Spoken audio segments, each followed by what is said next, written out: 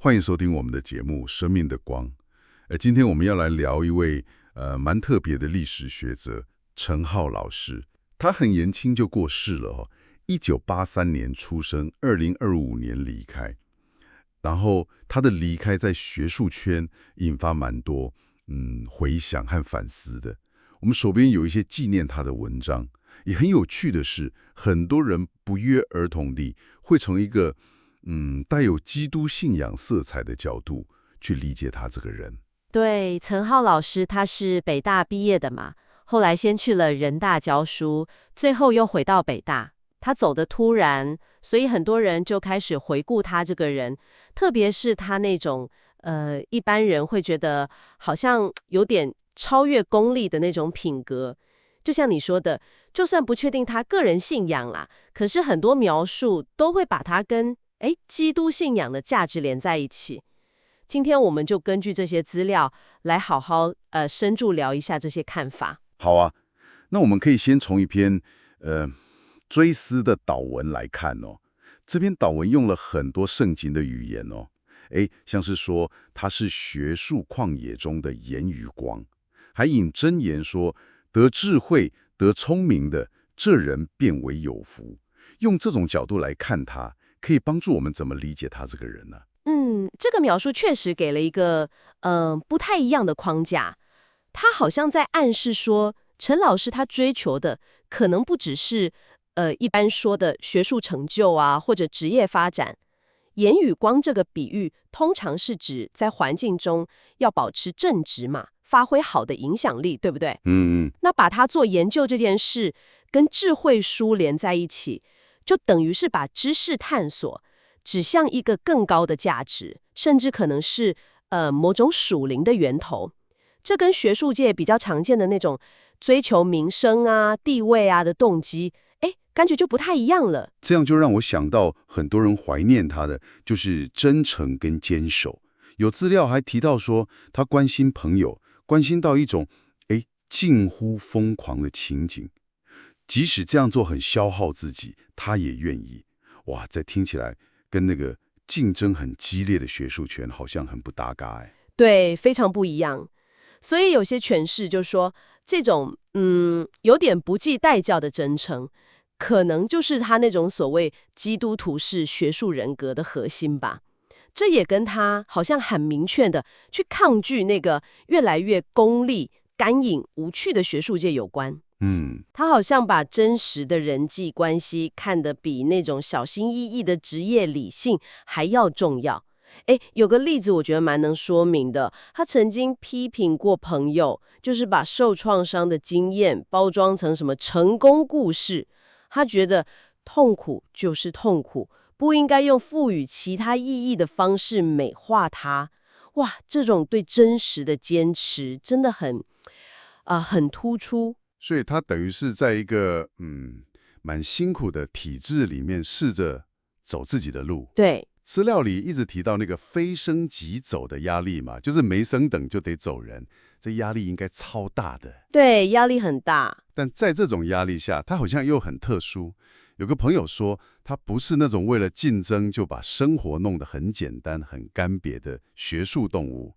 他兴趣很多，还很注重打扮，圈外朋友也不少。他怎么做到的？在体制里面，又好像跟体制有点距离。这个就是他身上很耐人寻味的地方，一种内在的张力。其实他非常懂体制的游戏规则。有朋友甚至说他是最了解学院政治和学术体制规则的一位。真的？对，但他常常选择不照规则玩，特别是如果那个规则跟他自己的原则或者对朋友的忠诚有冲突的时候。所以有朋友就感叹说，他太忠诚于自己的朋友，以至于搁置了职业理性。哇！所以他一方面是体制内的异类，但另外一方面他又不是完全自外于体制，他还是被看作是社群里的盐与光，很积极的投入，想要在体制里面去改善一些事情，建立一些不一样的空间，像是那个青年史学沙龙。对，说到这个服务这个面向，不少资料都提到他的仆人式服务精神，还直接引用圣经的话，不是要受人的服侍，乃是要服侍人。比如说，他回北大之后，接了很多那种很杂的心系行政工作，还主动去带那些好像比较没有老师想带的学生，没老师接都汇集到他这里。从那种很现实的职业发展角度来看，做这些事不是感觉很浪费时间跟精力吗？对，如果只看功利角度，可能会觉得浪费，但诠释的人认为这可能是一种有意识的选择。它反映了陈老师更深层的价值观，而且跟基督信仰讲的那种服务伦理，很像。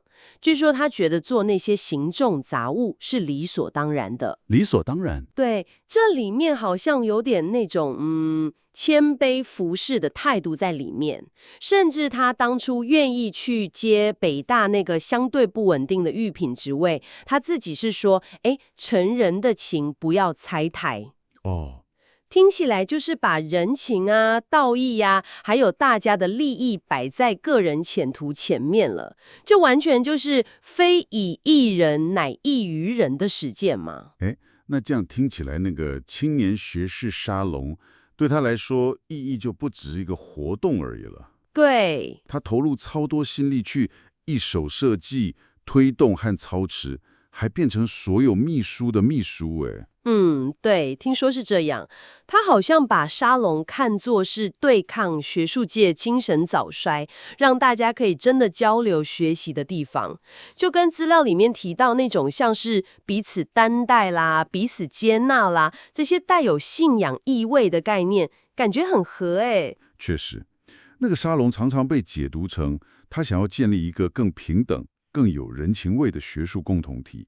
有的说法甚至把它比作早期教会那种平等共同体，用来对抗学术圈那种阶层化，还有点像封建人身依附的关系。即使后来呀，可能大家各自有压力嘛，绩效啊，很累啊，竞争啊，沙龙不像以前那么热络了。他还是坚持要把之前几次的会议论文集弄出来。他说凑够3次，要散伙了，那就好好散吧。但之后几年，他又推了3次论文集的出版。哇，很有责任感。对，他好像觉得这是他对这个群体该做的事，这也印证了那些诠释里说的，他身上那种很强的共同体意识。还有一个点呢，让人蛮感慨的。有朋友回忆说，陈老师在过世前就讲过，不确定自己的教职生涯还有几年，好像也想过要提早退休。有这个说法。然后有些资料就把这种态度连接到一种叫向死而生的活法，甚至还跟使徒保罗的心境比，说因我活着就是基督，我死了就有益处。这个概念听起来好神重哦。是啊，这听起来是他很早就意识到，生命的有限。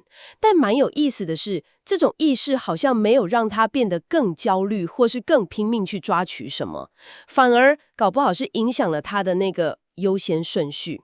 这或许可以解释为什么他愿意花时间精力去做那些从职业角度看好像很浪费的事情，像是经营人际关系啊，投入社群啊，做服务啊。对，好像他活着是为了追求一些比世俗的成功或者活得长久更重要的价值。这种人生态度，其实在不少宗教或哲学里都有类似的看法。而这些纪念他的文章，就特别强调了从基督信仰角度的解读，还引用了圣经说，那杀身体不能杀灵魂的，不要怕他们。最后，我们来看看他的学术研究本身。他后来从研究中国中古史转到了医疗史，开始关注疾病、苦难、知识、信仰这些好像更贴近生命经验的主题。甚至有资料说，这个转变本身可以看成是一种属灵操练，这要怎么说啊？这种看法是觉得资料来源14，陈老师的这个转变可能不只是知识上的好奇而已，更像是一种对生命意义的深层追问。他想要在历史研究里去找到更有普遍意义的生命故事。研究医疗史，特别是疾病跟创伤，他自己把它叫做泥淖嘛。对，其实就是直接面对人活着最根本的那些处境。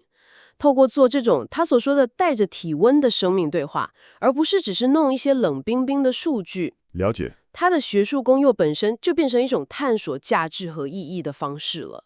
哎，这就回应了他内心可能有的那种精神上或存在上的追问。他那本书的名字《极之成伤》本身就很有意思，对不对？指向苦难跟生命的那种分不开的关系。好的，那我们今天聊了这么多，稍微整理一下好了。